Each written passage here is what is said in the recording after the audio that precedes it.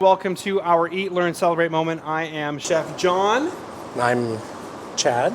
And this is our Halloween edition on our Twitch stream. Right now we're live in the action. We've got some Halloween treats going on. So if you want to check out our Twitch channel, then please do. But thank you for joining us on YouTube right now. And right now we're going to be talking about emulsions. It's the wintertime coming up, but we're still going to eat salads. And one of the things I hate, Chad, when I'm eating a salad is when the salad dressing lets go, meaning the emulsion lets go. Okay. And I've got oil on one side of the plate and vinegar on the other side of the plate. Well, that doesn't sound good. No. Have you ever had that happen, Chad? Yes. Yes. And that's what happens when you make salad dressing from scratch, because if you buy salad dressing in the store, if you notice, they may say that separation is normal and give it a shake, but they pump it full of so much stuff that it just... Not quite the same. Not quite the same, no. But if you're making it yourself, so I've got oil and I've got vinegar. The oil or the fat will always come to the top, and the vinegar or the water will always be on the bottom. And so what we're doing here is we're trying to get fat and water to mix, and they don't mix. No. So what we can do is I can give this a really nice good shake, and it's homogenized now. Wow. It's come together. And what's happened is all the little molecules have dispersed into tiny, tiny pieces, and they're mingling around. They haven't made friends, but they're mingling around. And this is known as a temporary emulsion, meaning that it's starting to come apart.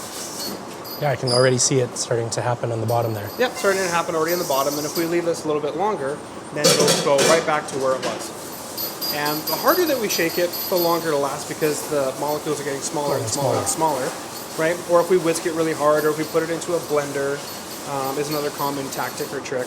But eventually it's going to come apart, and then on your plate while you're having salad, or whatever it is you're doing, actually. It could just be marinating chicken, for example. But then you end up with fat on top and vinegar on bottom. Yeah. Or on your plate, vinegar somewhere else and fat somewhere else. So the question is, what can we do about that? Because, for example, I don't like mayonnaise.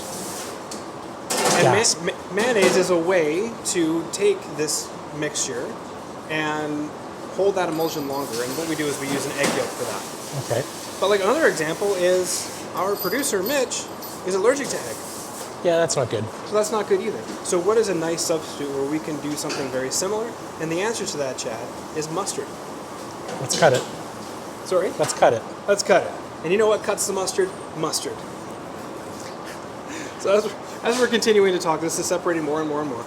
But there's something in the mustard called lecithin. Lecithin. And you need more lecithin of the lecithin. All right. Right. The lecithin is what's there to help give a nice smooth mouthfeel, as well as to aid in emulsifying, or allowing these molecules, when they come together, to kind of become friends, and it'll suspend the emulsion longer. What we got here? It looks like a Dijon mustard. It's a Dijon mustard. That's my favorite mustard. It's a classier mustard, and really any mustard will work. But when I think of a nice vinaigrette, personally, I think of adding in some Dijon. But for anyone at home who wants to add even just a regular yellow mustard, you can.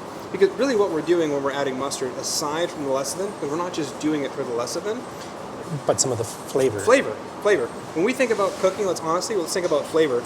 These cool chemistry things that we're discussing and we're talking about are fun, and they're cool to learn why certain things happen. But at the end of the day, it's about flavor.